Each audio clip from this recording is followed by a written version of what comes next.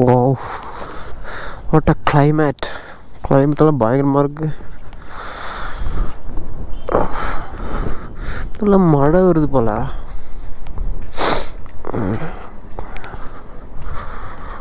Guys, நம்ம வண்டி அங்கே தான் இருக்குது. வண்டி கிட்ட போவோம்.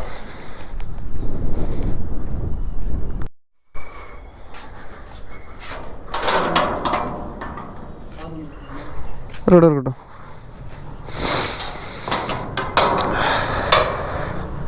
தாண்டே இங்கே இருக்கு பாரு நம்ம வண்டியை. ஃபுல்லாக தூசி தட்டி எடுக்கணும். பாரு ஃபுல்லாக டஸ்ட்டு. என்னோடய வாய்ஸ் பார்த்திங்கன்னா ஒரு மாதிரியாக இருக்கும். ஏன்னா ஒன்றும் இல்லை, உடம்பு சரியில்லை. இப்போ தான் கொஞ்சம் கொஞ்சம் ரெடி ஆகிட்டு இருக்குது. அதான் வேறு ஒன்றும் கிடையாது. சரி, நம்ம கொஞ்சம் வண்டியை ஓட்டிக்கிட்ட கொஞ்சம் பேச வேண்டியது இருக்குது.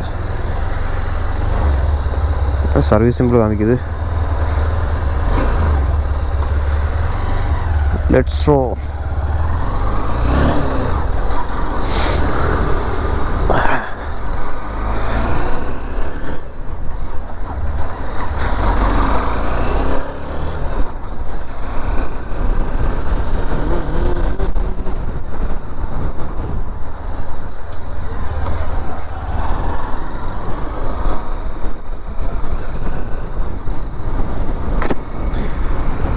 அப்புறம் வணக்கம் காய்ஸ், எப்படி இருக்கீங்க? எல்லோரும் நல்லா இருக்கேன் நம்புகிறேன். அப்போ இன்றைக்கி நான் வீடியோ பண்ணுறதுக்கு காரணம் வேறு ஒன்றும் இல்லை. ரொம்ப நாளாச்சு வீடியோ பண்ணிவிட்டு அப்போ திடீர்னு கண்டென்ட்டும் எதுவும் இல்லாததுனால சும்மா இந்த வண்டியை பற்றி 2 வார்த்தை பேசிட்டு போகலான்னு வந்தேன்.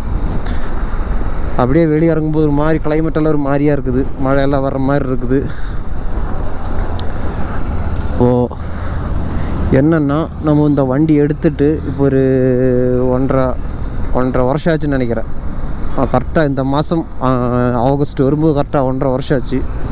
ஆனால் வாங்கின நாள் மட்டும்தான் ஜாஸ்தி, ஆனால் கிலோமீட்டர்லாம் அந்த அளவுக்கு ஓடலை.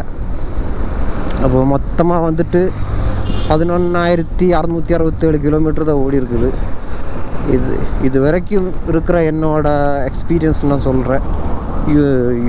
எக்ஸ்பீரியன்ஸ்னு சொல்ல முடியாது, ஒரு யூசர் ரிவ்யூ மாதிரி. எனக்கு கரெக்டாக ரிவ்யூலாம் சொல்ல தெரியாது. திடீர்னு வண்டியை பற்றியாச்சும் பேசணும்னு தோணுச்சு. அதனால் இப்படியே கோப்ரோ எல்லாம் ரொம்ப நாளாக எடுக்காமல் வச்சுருந்தேன் ரூமில். அப்படியே ஃபுல்லாக டஸ்ட்டு பட்டு கிடந்துச்சு. இதுதான் டஸ்ட்டெல்லாம் நல்லா க்ளீன் பண்ணி எடுத்து, சரி நமக்கு கோப்ரோ ஒர்க் ஆகுமா இல்லையான்னு சும்மா செக் பண்ணி பார்க்குறக்காண்டியும் அப்படியே ஒரு வீடியோ பண்ணலான்னு வெளியே வந்தேன். போகலான்னு பார்த்தா வண்டி வந்துகிட்டே இருக்குது.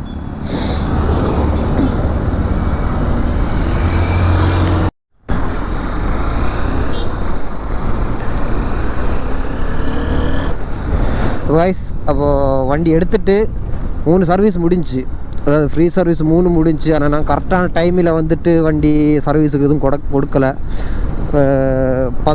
கடைசி 3வது சர்வீஸ் வந்து 11,500லேருந்து 12,000 கிலோமீட்டருக்குள்ளே தான் கொடுக்கணும். ஆனால் நான் ஒரு 8,500 கிலோமீட்டரில் கொடுத்துட்டேன். ஏன்னா வண்டி அந்தளவுக்கு ஓட்டுறதே கிடையாது. இப்போ தான் அடுத்த 3வது சர்வீஸ் பண்ணுற டைம் இப்போ தான் வருது. இப்போ தான் பார்த்தீங்களா அந்த சர்வீஸோட சிம்பிள் வந்துக்கிட்டே இருக்குது. ஆனால் 3வது சர்வீஸ் முடிஞ்சாச்சு. இனி அடுத்து வந்துட்டு நம்ம ஃப்ரீ சர்வீஸு கிடையாது. அடுத்து வந்து நம்ம கை காசு போட்டு தான் சர்வீஸ் பண்ணணும். அது இல்லாமல் வேறு நிறைய பிரச்சனைகள் சொல்கிற அளவுக்கு ஒன்றும் கிடையாது. இந்த ரைடிங் இஷ்யூஸ் தான் நான் சொல்கிறேன். பெருசாக ஒன்றும் கிடையாது. எங்கேயாச்சும் வண்டியை நிப்பாட்டிட்டு சொல்லலாம்.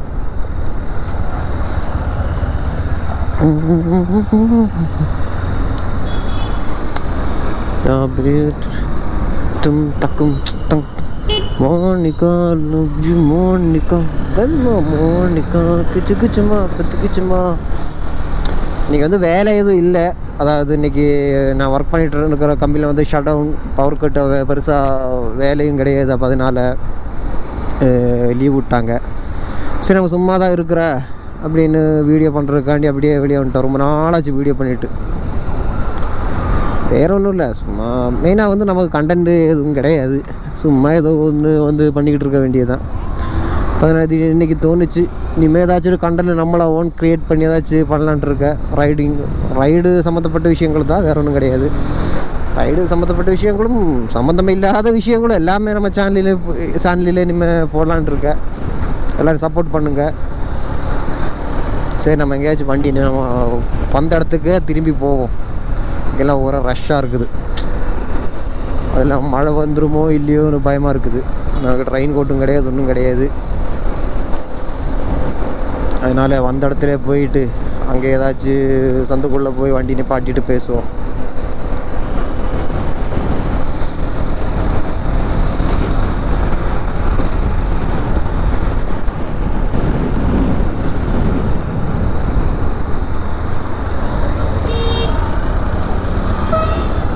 காலேஜ் விட்டாச்சா?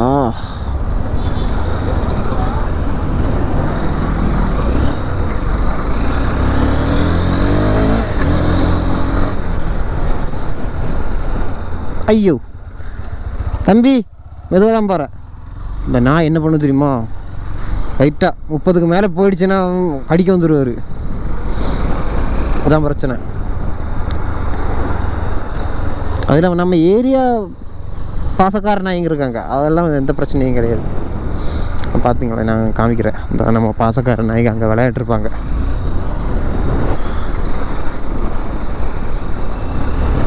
கரெக்டாக இப்படி சுற்றி வரும்போது அங்கே விளையாண்டுருப்பேன் நம்ம பாசக்கார நாய்ங்க. காமிக்கிறேன் உங்களுக்கு.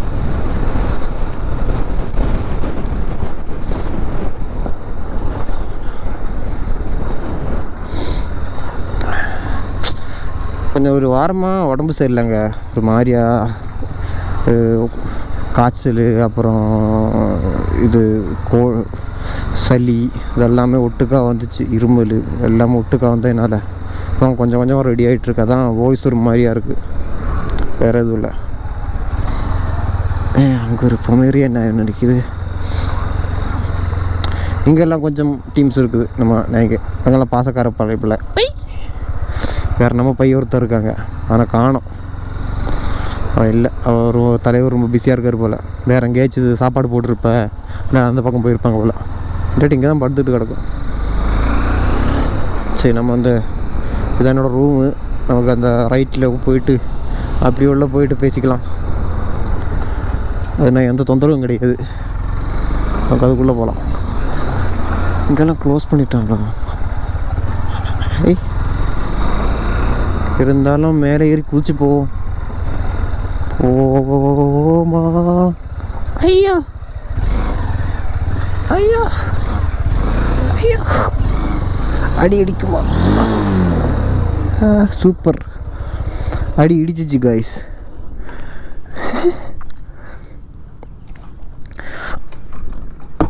அடி இடிச்சிச்சு. நான் பரவாயில்ல, நம்ம தப்பிக்குவோம். ஐயோ,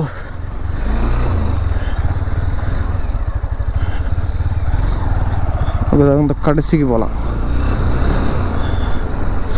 சரி, கீழே எங்கேயாச்சும் உரசி இருக்கா இல்லையான்னு தெரியல. இதோட வந்து ரோடு எண்ட் ஆகிடுச்சு, டெட் எண்டு. இதுக்கப்புறம் பாதையே கிடையாது. இந்த இடத்துல ஒரு இடம் இருக்கும். இந்த இடம் தான். இந்த பாலம் தாண்டி பாதையே கிடையாது. இப்போ இங்கே நிறுத்தி நம்ம நிம்மதியாக பேசுவோம். பார்த்தீங்களா, இதுக்கு அடுத்து பாதையே கிடையாது. அடி எங்கேயோ இடிச்சிச்சு போல. எங்கே புடந்துருச்சா தம்பி? ஒன்றும் இல்லை. வண்டி எப்படி பார்த்தியா, நல்லா நீட்டாக க்ளீனாக இருக்குது. பார்த்தீங்களா, டஸ்ட்டு அந்தளவுக்கு இருக்குது. இந்த வண்டியை பார்த்தீங்கன்னா 1.5 வருஷம் வண்டி மாதிரி கிடையாது, ஒரு 5 வருஷமாக யூஸ் பண்ணிகிட்டு இருக்க வண்டி மாதிரி தான் தெரியும். ஏன்னா நாங்கள் இங்கெல்லாம் ஃபுல்லாக டஸ்ட்டு. நமக்கு வந்துட்டு என்னோடய சர்வீஸ் கொடுக்கும்போது தான் வண்டி நல்லா கழுவ முடியும். அந்த மாதிரி இருக்குது வண்டி. பெருசாக இப்போது ஓட்டுறதுலாம் பெருசாக கொஞ்சம் ஸ்மூத்னஸ் கம்மியாக இருக்குது. அது அடுத்த சர்வீஸில் ரெடியாக இருக்குன்னு நினைக்கிறேன். தண்ணி ஏபிஎஸ் பிளிங்க் ஆகிட்டு இருக்குது. ஆஃப் பண்ணிக்கலாம். அப்புறம் வந்து பார்த்திங்கன்னா இங்கே லைட்டாக அங்கெல்லாம் லைட்டாக துரும்பிடிக்க ஆரம்பிச்சுட்டு இங்கே வருங்க. இங்கே அதுக்கப்புறம் இங்கே பெயிண்ட் குவாலிட்டியெல்லாம் கொஞ்சம் சுமாராக தான் இருக்குது, ரொம்ப இல்லை. என் கால் வச்ச இடம் வந்துட்டு அங்கெல்லாம் பெயிண்டெல்லாம் போயிருக்குது. ஐயோ, ஏன்னா நம்ம வண்டி விட்டு வந்தாலே ரொம்ப இதாக இருக்குது, மூச்சு வாங்குது, என்ன தெரியலையே. சரி, அது இல்லாமல் நான் வந்துட்டு இதோட வெளிச்சம் ரொம்ப கம்மியாக இருந்துச்சா, மினி பூச்சியோட வெளிச்சம் இதை விட பெட்டராக இருக்கும்னு நினைக்கிறேன். 14 நான் 2 ஆக்சிடென்ட் லைட் 2 எக்ஸ்ட்ரா மாட்டியிருக்கேன்.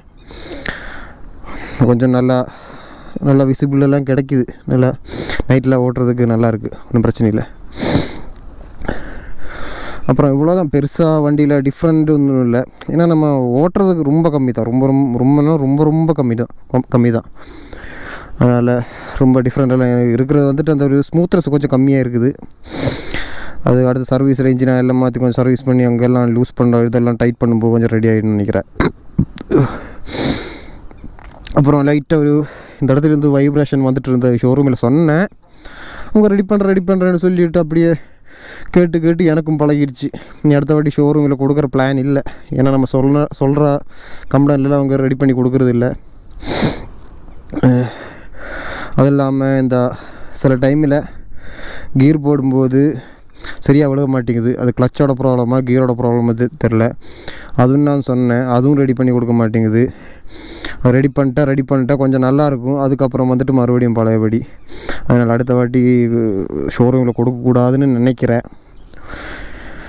பார்ப்போம், வேறு நல்ல ஒரு மெக்கானிக் இருந்துச்சுன்னா அவங்கள்ட்ட எல்லாம் கொடுத்து பார்ப்போம். பார்த்தியோ, மொத்தமாக வண்டியோட லுக்கு இப்போ இதுதான் ஒரு 5 வருஷமாக ஓட்டிகிட்டு இருக்க வண்டி மாதிரி தான் இருக்கும், சரிங்களா? ஃபுல்லாக பாரு, இங்கே எல்லாமே டஸ்ட்டோடு தான் இருக்குது வண்டி. அது இல்லாமல் இந்த கேரியர், இதுக்கு பேர் லெஜெண்டரி கிராஷ் கார்டு, இது மாட்டினது ரொம்ப யூஸ்ஃபுல்லாக இருக்குது எனக்கு. ஏன்னா 2-3 வாட்டி கீழே விழுந்தாச்சு வண்டி. அது ஓட்டிகிட்டு இருக்கும்போது கிடையாது, சும்மா நிப்பாட்டினா ஒரு வாட்டி திருப்பும்போது இந்த மாதிரி மண்ணில் ஸ்லிப்பாகி கீழே விழுந்தாச்சு. அப்போ இங்கே விழுக வேண்டிய அடி இதில் தான் விழுந்துச்சு. இந்த பக்கம் இருக்கும் பாருங்கள், இந்த ஸ்லைடர் விழுந்துச்சு. இல்லை இது மட்டும் இல்லைன்னு வச்சுக்க, இந்த இடம் ஃபுல்லாக போயிருக்கு அன்றைக்கி. அது இல்லாமல் ஒரு நாளைக்கு நானும் ஒரு ஃபன் பண்ணேன். திடீர்னு நின்று அப்படியே இப்படி வண்டி ஓட்டிகிட்டு நின்று ஆப்போசிட்டு நாய் நின்றுருந்தேன். அதை இப்படி இங்கேருந்து கூப்பிட்டு இங்கேருந்து நம்ம நாயை கூப்பிடுவோம்ல, அந்த மாதிரி கூப்பிட்டு அந்த ஒரு யோசனையில் ஸ்டாண்டு போடாமல் அப்படியே ஸ்டாண்டு போட்டிருக்கிறா அப்படிங்கிற ஒரு நினைப்பில் அப்படியே வண்டியை சாய்ச்சிட்டேன். அப்படியே போச்சு லெஃப்ட் சைடில் வண்டி. அப்போது இந்த பக்கம் தான் அடி விழுந்துச்சு. அப்போது இங்கே விழுக வேண்டிய அடி.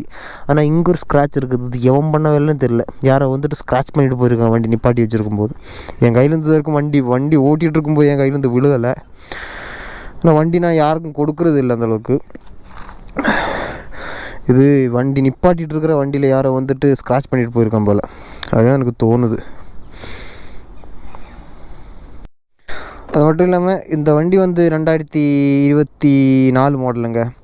இப்போ இந்த வண்டி டிஸ்கண்டினியூ பண்ணியாச்சு. இந்த CB 200ங்கிற வண்டி டிஸ்கண்டினியூ பண்ணியாச்சு.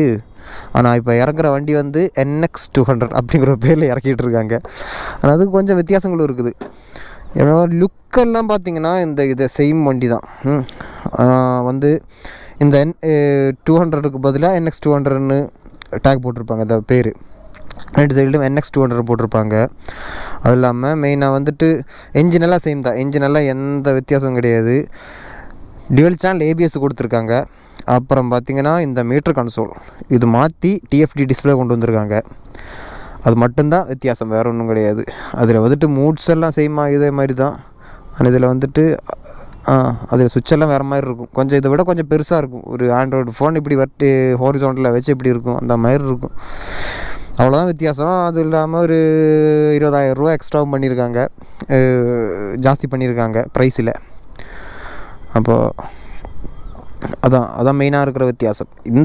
இந்த சேம் வண்டி, இதே மாடல் இருக்கிற வண்டி இனிமேல் உங்களுக்கு புதுசாக வாங்க முடியாது. ஆனால் எனக்கு அதை விட இந்த ஒரு இதுதான் எனக்கு பிடிச்சிருக்கு. அது எனக்கு பெருசாக ஒரு சாட்டிஸ்ஃபேக்ஷன் ஆகலை. என்ஜின்லலாம் எந்த வித்தியாசம் கிடையாது, எல்லாம் சேம் தான். டியோ சேனல் ABS கொடுத்துருக்காங்க. இந்த TFT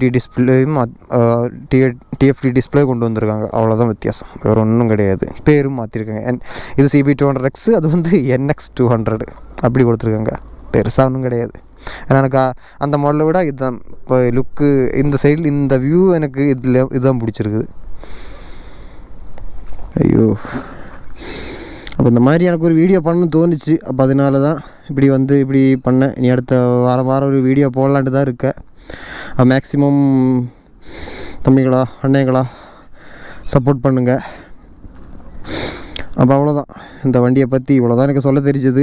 எனக்கு தெரிஞ்சாலும் நான் சொல்லிட்டேன். அதுக்கப்புறம் ஏதாச்சும் மிஸ் ஆகிடுச்சுன்னா, சொல்கிறதுக்கு ஏதாச்சும் மிஸ் ஆகிடுச்சுன்னா மன்னிச்சிக்கோங்க. நம்ம அடுத்த வீடியோவில் கரெக்ட் பண்ணிக்குவோம். அப்போது இதான் நம்ம வீடியோ. எப்படி பிடிச்சிருக்கா? நமக்கு தெரிஞ்சது கூட தாங்க. அப்போ சரி, அடுத்த வீடியோவில் மறுபடியும் சந்திப்போம். நன்றி, வணக்கம்.